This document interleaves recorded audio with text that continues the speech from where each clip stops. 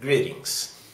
My name is Nizin Lopez. I am a Cuban-American artist that lives in Miami, Florida, in the United States of America. And I'm here to continue the video Gang Stalking in Miami, Florida by Mr. Nizin Lopez. In this video, I'm gonna go ahead and give you some practical examples of how gang stalking and organized harassment works. I'm gonna provide you with some examples of the things that I have undergone here in Miami, Florida, on behalf of those people that were trying to fabricate evidence to throw me in jail. For example, on August the 2nd of 2013, that was a few days ago, by the way, I got off the South Miami Metro Rail station, and then I met this Puerto Rican woman that was like probably like around 30 years old or something. She approached me, and then she said, she showed me her breast, kind of like the bottom part, and she's like, "Oh, look." She went like this. She showed me her breast, and she had tape on it, and she's like, "Oh no, I had surgery. I had a plastic surgery not so long ago, so this thing hurts. So I am trying to buy marijuana. So you know where I could find marijuana around here? Because I really need it for my pain. I'm staying in a nearby hotel." Right away, I knew that she wasn't undercover working for the Miami-Dade police. It is more than obvious. I mean, I'm actually very surprised that the Miami-Dade police would throw something like that at me, because they know that I know this is gonna sound arrogant, but I am way more intelligent than anybody who's working in the Miami-Dade police. That is a fact. So I looked at her, I was like, look at this insect. You know, she's a victim. I kind of feel sorry for her, that she has to do this kind of like pathological behavior. Either she was an undercover police officer, or she was a prostitute that needed to clean her record, or she had been arrested for drugs and she needed to clean her records or something, I don't know. One of those things. So I told her, I was like, "What are you doing?" You know? And then when she saw that she was not getting what she wanted, meaning that her purpose was to record me on tape, saying something improper so that the Miami-Dade police will have an excuse to arrest me. Then she said, "Oh, you know, I'm in a nearby hotel. You wanna come? You wanna go there and smoke marijuana with me?" So I told her again. I told her, "Look, lady, I don't smoke cigarettes. You know, I don't do any drugs. I don't drink alcohol. I don't have any addictions of any kind." And then she told me, "Vete pa'l carajo." And she turned around. Like, basically, she told me, "Oh, fuck off." You know? I guess she was trying to get me upset or something. I don't know. But she failed her mission, obviously.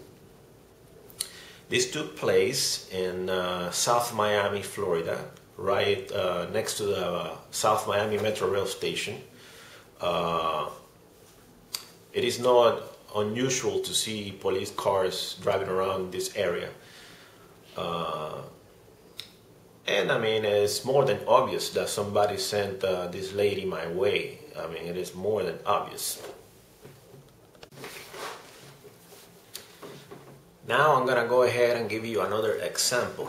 Something that took place in August 4th of 2013. That's actually 2 days after the event with the Puerto Rican lady. I got off the Metro Rail station, the South Miami Metro Rail station, and I was walking to my place. And then, like around 6:55 p.m., an African-American teenager basically tells me, "Oh, what you need? What you need? What you need? You want marijuana? What you need?"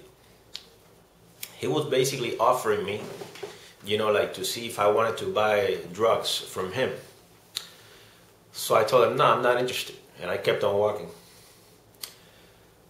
So let's make the math here. On August the 2nd, a few blocks from where this incident happened, a Puerto Rican lady approaches me asking me where she could buy marijuana.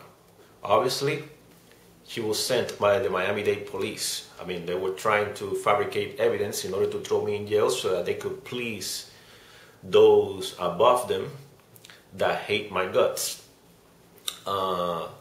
Then on August 4th, around 6:55 p.m., in the same area, an African-American teenager who probably wasn't even 18 years old was offering me drugs, like if I wanted to buy drugs from him. Now think about this. Of course I wouldn't do anything like that because first of all I don't do any drugs, and second of all I'm obviously not stupid at all. The police know, they know that very well. Think about all the charges that could be put on me if I would, let's say, were to do something foolish like that. The police will have the excuse to press whatever charges they will want to press on me and make me look like a pathological monster on national TV. Now the funny thing is that on August 4th, the day that I ran into this African-American teenager that was asking me if I wanted to buy marijuana, a few hours before that, I was in the Coconut Grove Metro Rail station. Right next to me, I was sitting down, and you know, the long seats. Right next to me came like 3 individuals, and they were having a conversation. They were talking loud. They wanted to make sure that I was hearing them. They were having a conversation about how they make so much money from selling weed, from selling marijuana. So basically, if you make the math, it was a complete orchestration of events. They said to themselves, okay, first, we put them in this scenario with these 3 guys next to him, so to warm him up, so that by the time he gets exposed to this African-American teenager, his mind, his psyche will be set up, and maybe he will fall for the trick. Very funny, but it didn't work. I mean, this is more than obvious. It's more than obvious that somebody out there is very interested in fabricating evidence in order to throw me in jail. It's more than obvious. Now, I would like to go ahead and give you another example. This is a very interesting case. On August the 3rd of 2013, I was in the Metro Mover. For those of you who are not familiar with this, in Miami, Florida, there is the Metro Rail station, and there's this little train called the Metro Mover that goes around certain areas. So I was waiting for the Metro Mover in the Arch Center station, and then I took this train that took me to the... I got on this train by mistake, by the way. It took me to a station called School Board Station. I repeat, I got in the Metro Mover and it took me to the School Board Station. Now, when it got to the School Board Station, there was this guy in the train. He had a British accent, and you see, when you know that you're being gang-stalked and that you're being harassed by basically law enforcement, that this is patronized by law enforcement who are at the service of you know, people that want to screw you over, you get very intuitive and psychic. I mean, especially if you are a cultivated person, a person who has read, etc. So I see this guy getting in the train, and he asked me, "Oh, yes, sir. Yeah, I'm looking for this address." And he was there with some lady. You see, when you're able to read body language, the tone of the voice, the pupil of the eyes, you know, when you're able to kind of like you're able to think like an FBI agent kind of thing, you can read people easily. I knew right there that this guy wasn't looking for no address. I didn't know what he wanted at that moment, but I knew that he was there for some reason. So, you know, I played the game with him. I told him, oh yeah, you take the train to go here, blah, blah, blah. All right. So, an African-American man around maybe 40 years old, maybe 39, or I don't know, he looked kind of wasted. He got in the train in the school board station. He stood right in front of me and called me a devil worshiper for no reason. I have never seen this man in my life. As a matter of fact, I didn't even make eye contact with him when he entered the train. So he called me a devil worshiper, and he told me, oh, I'm gonna beat the shit out of you. And I looked at him like, just surprised. I'm like, who are you? What are you talking about? And then he told me, yeah, I already beat the shit out of some devil worshippers the other day. You wanna step out of the train and fight? So I said to myself, right, I knew right away, everything just came to me real quick. I said to myself, wait a minute, this is a setup. Basically, the guy that was asking me for the address, that he was being accompanied by the lady, this guy was there so that he could be a witness to this potential fight, right? And basically, this will be used, this fist fight on the school board station. If something like this would have taken place, I mean, it would have been used for sure to stain my record. I don't have any criminal record at all, by the way.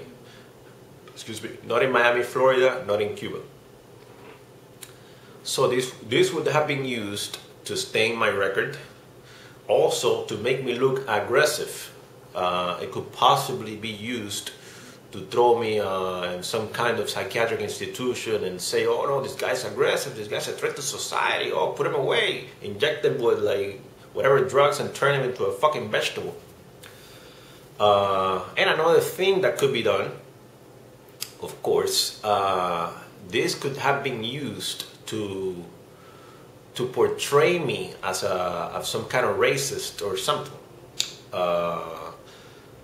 You know, I mean, like to make me look like some kind of Zimmerman character or something like that. Because, you know, the guy was an African American. So basically, let's say the cops would go there and he would say, oh no, he said this to me or whatever.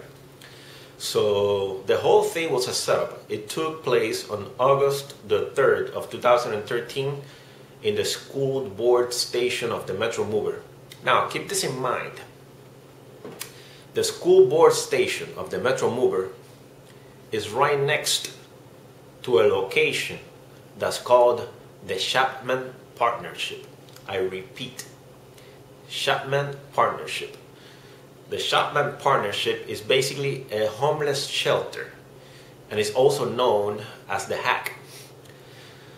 So that is a location where they have like mainly like dysfunctional individuals. Most of them, no, I'm not saying that all of them are. People who do drugs, people who, you know, have done like illegal things or whatever. So what a coincidence that this aggressive individual tries to fight me. He tries to provoke a fight, a street fight, in a location that is right next to a homeless shelter. So I mean, it is more than obvious that this event was orchestrated by someone. I personally believe that this event was engineered by corrupt elements within the Miami-Dade police. I mean, if you saw my first video, Gang Stalking in Miami, Florida by Mr. Nizin Lopez, you will see that I mentioned my problem with some supremacist Ashkenazi Jews here in Miami, Florida that hate my guts, that they would love to see me in jail, crushed to the ground.